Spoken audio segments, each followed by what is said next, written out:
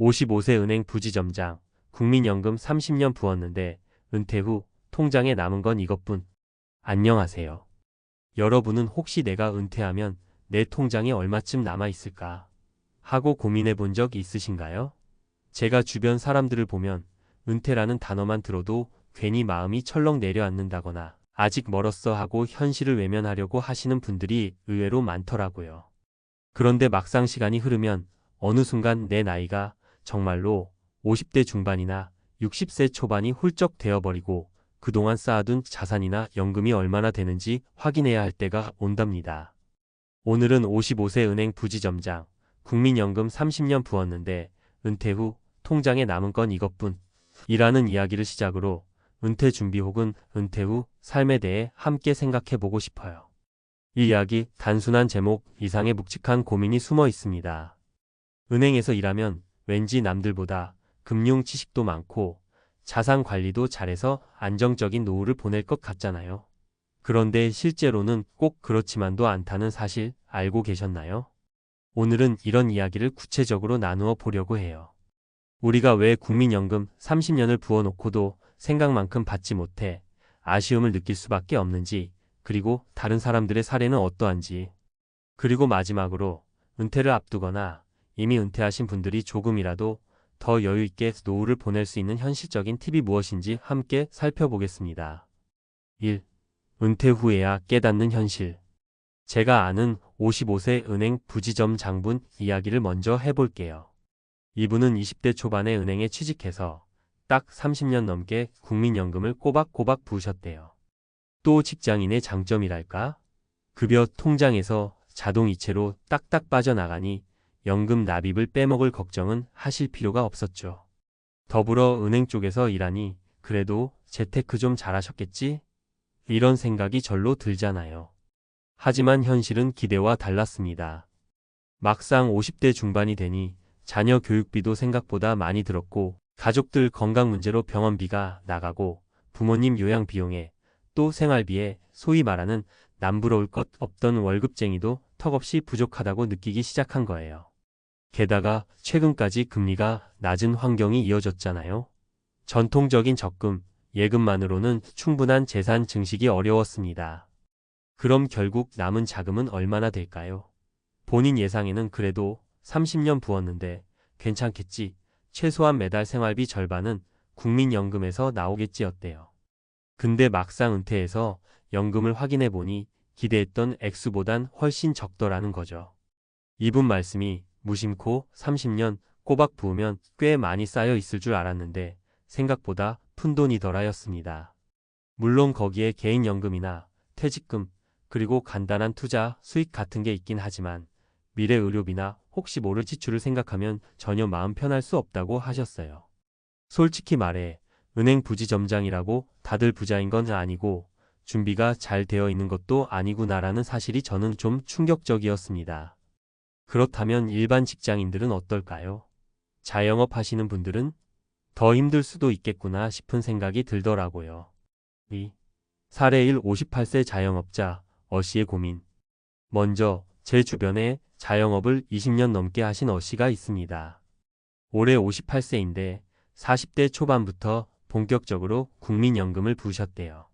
자영업이라는 게 한 달은 돈이 잘 벌리고 또 어느 달은 적자인 경우도 있어서 납입액이 일정치 않았다고 해요. 그나마도 바쁠 땐 잘 못 내서 중간에 몇 달씩 빼먹기도 하고 가게 상황이 좀 나아지면 그때 몰아서 내기도 하고 이렇다 보니 실제로는 30년 연속 납입이 아니라 여기저기 끊긴 토막 납부 형태가 된 거죠. 어씨는 은퇴 후 그래도 국민연금이 있겠지 하고 기댔지만 납입 이력이 불규칙하다 보니 연금액이 생각보다 훨씬 적어요. 실제로 매달 나오는 돈은 50만 원 언저리에 불과합니다. 물론 이것도 못 받는 것보다는 좋지만 한 달 생활비가 보통 10만 150만 원은 필요하다고 생각하면 반도 안 되는 수준이죠. 어씨는 결국 더 늦기 전에 개인연금이라도 가입할 걸 그랬다 하고 후회합니다. 이미 60세가 눈앞인데 새로운 연금 상품을 들어도 이자나 적립액이 많지 않아서 크게 도움이 될 만한 금액이 안 될 거라고 씁쓸해 하시더라고요. 3. 사례 2. 61세 퇴직교사 B씨의 불안감. 두 번째 사례는 제 고등학교 시절 선생님이셨던 비선생님 이야기입니다. 대략 61세쯤 되셨고 올해 정년퇴직하셨죠. 교직 생활을 오래 하셨기 때문에 국민연금도 중간에 직장을 옮긴다거나 하는 변수 없이 꾸준히 내셨고 교직원 연금이라는 별도의 제도도 있습니다. 언뜻 보면 연금의 대표적인 승자 같아요. 그런데도 정작 비선생님은 내가 받은 연금, 앞으로 2030년 더 살 거 생각하면 부족할 수 있다며 불안해하십니다. 문제는 교육 공무원 연금도 개정이 여러 번 되면서 예전만큼 혜택이 크진 않다는 거예요. 아울러 실제로 손에 쥐는 금액이 세금, 건강보험료 등 여러 공제 항목을 빼고 나면 생각보다 많지 않다고 하시더라고요. 게다가 자녀들이 아직 완전히 독립하지 못한 경우 그 비용도 계속 들어가죠. 비선생님 말씀은 우리 세대는 연금이면 노후는 걱정 없다고 철석같이 믿었는데 시대가 바뀌면서 더 많은 자금이 필요해졌다였습니다. 물가 오르고 의료기술 발달해서 기대 수명도 늘어나니까 60세 정년퇴직하고 25년을 더 산다면 그 사이에 돈이 얼만큼 들지 감이 안 잡히는 거죠. 그러다 보니 연금이 결코 모자라지 않을 거야 라는 막연한 기대가 이제는 불안으로 바뀌게 된 거예요. 사례 54세 IT 회사 퇴직자 CC의 되돌아보기. 마지막으로 제가 최근에 만난 분 가운데 54세 CC가 있습니다. IT 업계에서 오래 근무하셨는데 회사 사정이 어려워지면서 희망퇴직 형식으로 50대 초반에 나와버렸어요. 문제는 여전히 자녀 교육비와 대출 상환이 남아 있었다는 겁니다. 50대 초반이라고 해도 요즘은 현역으로 뛸 수 있는 나이인데 회사를 나와버리니 곧장 수입이 끊겼죠.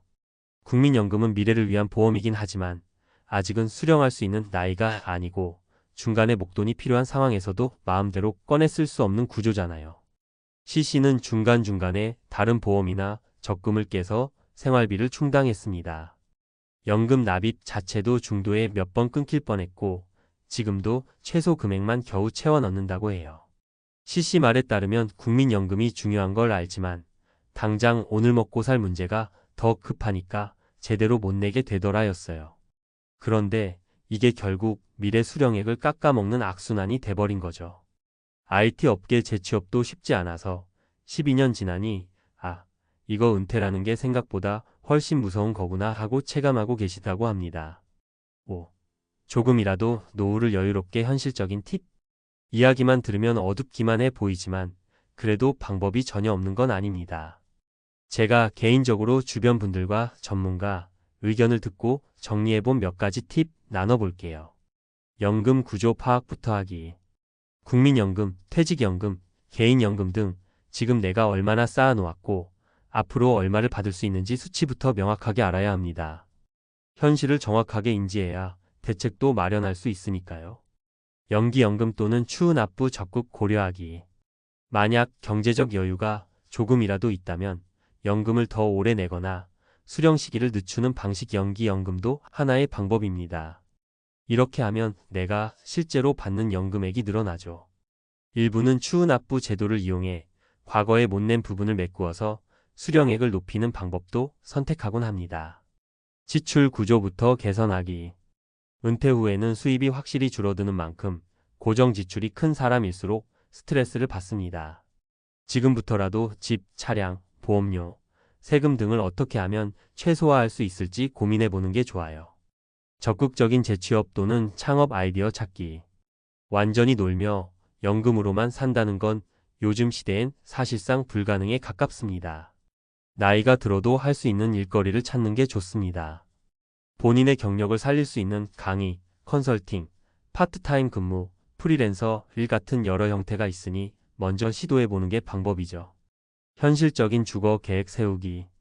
많은 분들이 노후의 주거 문제가 꽤 비중이 크다는 걸 간과합니다. 집을 한번 다운사이징해서 여윳돈을 확보한다든가 영목이 지론주택연금을 활용한다든가 각자의 상황에 맞춰 시나리오를 짜는 게 중요합니다. 6. 마무리하며. 오늘 소개해드린 은행 부지점장님 이야기가 사실 특별한 경우만은 아닙니다. 요즘 점점 많은 분들이 국민연금이 있으니 괜찮을 거야 라고 생각하다가 막상 연금 수령 개시 시점이 되면 이게 생각보다 크지 않네? 하고 당황스러워하죠. 게다가 앞으로 더 오래 살게 된 현대사회에서는 받은 연금을 오랜 기간에 나눠 써야 하니까 그만큼 부족함이 크게 다가오는 거예요. 사실 은퇴라는 게 두려워서 피하고 싶기도 하고 아직은 일할 수 있으니까 조금 더 벌면 괜찮아질 거야 하고 낙관하기도 하죠. 그런데 세상 일이라는 게 늘 내 마음대로 되질 않습니다. 갑작스러운 구조조정, 예상치 못한 건강 문제, 가족의 긴급 자금 수요, 이런 일들이 한꺼번에 찾아오면 연금은커녕 당장 매달 생활비도 휘청일 수 있거든요. 그래서 가장 중요한 건 은퇴 후 구체적인 삶의 청사진을 지금부터 그려보는 일이에요.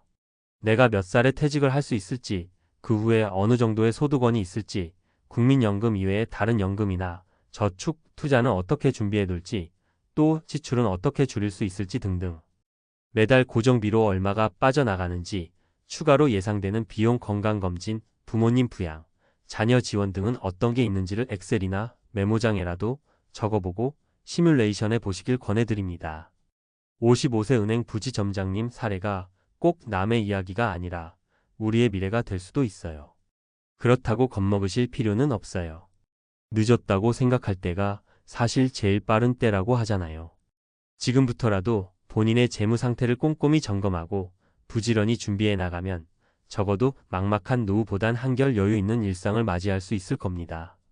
오늘 말씀드린 세 가지 사례자 영업자, 어씨, 퇴직교사 B씨, IT 퇴직자 CC처럼 사람마다 상황도 다르고 원하는 삶의 형태도 제각각입니다.